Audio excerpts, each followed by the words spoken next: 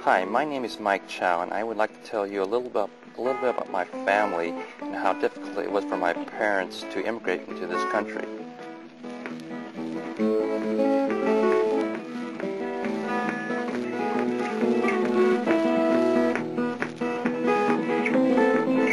My father entered the United States at the age of 16 in 1926 as a son of a farm worker.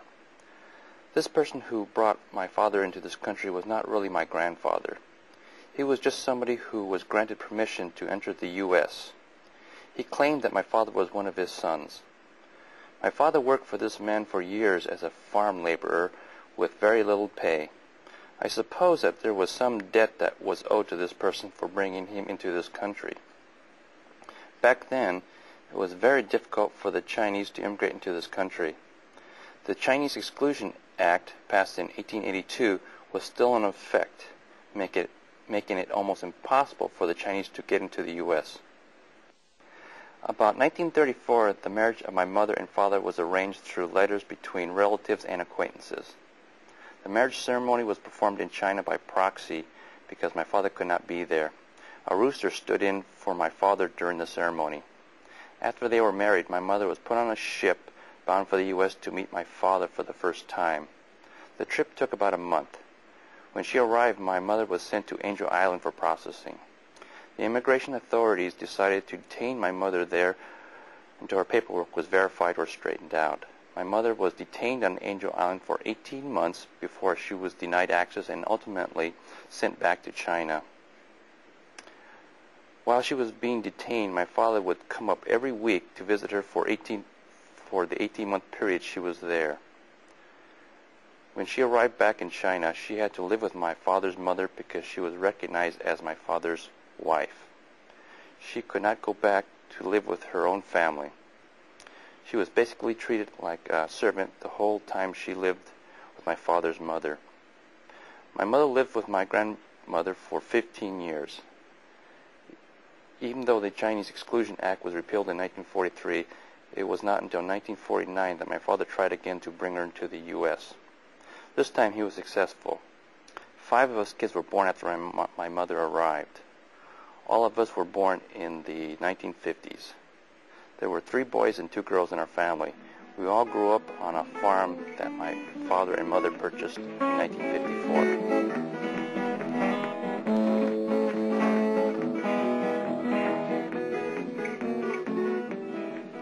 I want to tell you a little about what it was like growing up in Sunnyvale on a farm from the early 1950s to the 1970s.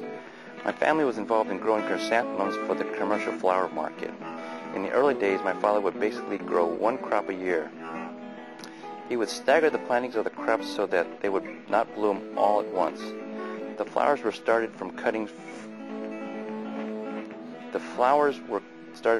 we took from our mother's stock.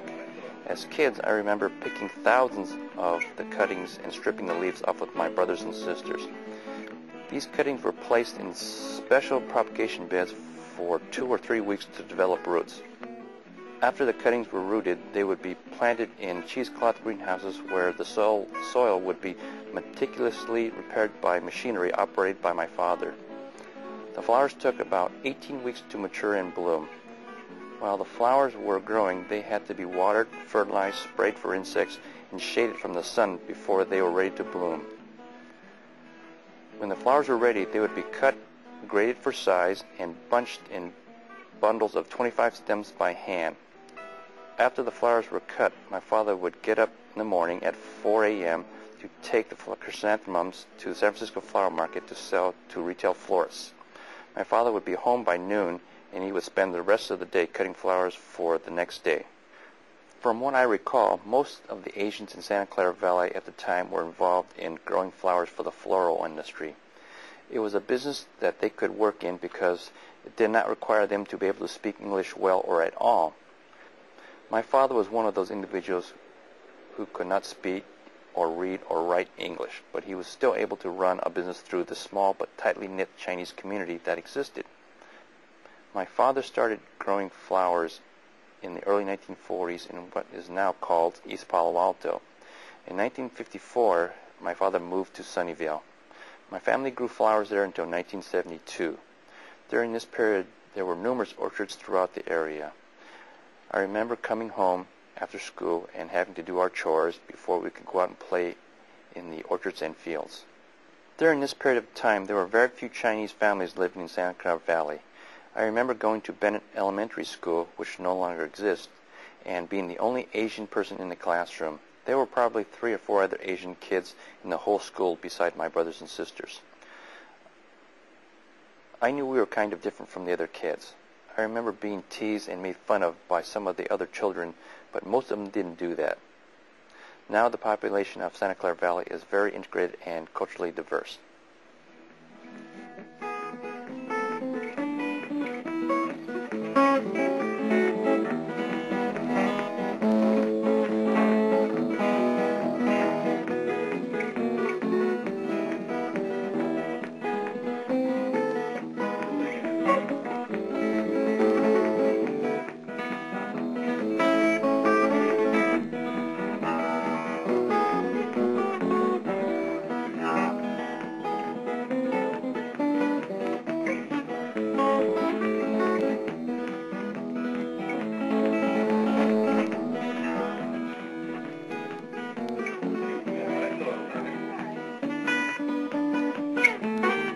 When we were growing up, my parents didn't speak any English, so when I first started kindergarten, I didn't know English, so I couldn't understand them very well at first. But then after the first year, or 6 months or so, I was able to pick up English, and I was able to function fairly well.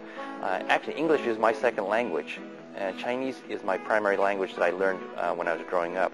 I spoke Chinese for up till the time I was in high school. And I haven't, because, well, my parents haven't been living for the last 25 years or so, so I haven't had any time to practice it, so I've lost a lot of that primary language. So I'm very sad about that part of my heritage that I've lost, and that's because I just haven't had any opportunity to practice using it. So I'm kind of disappointed in myself in that area.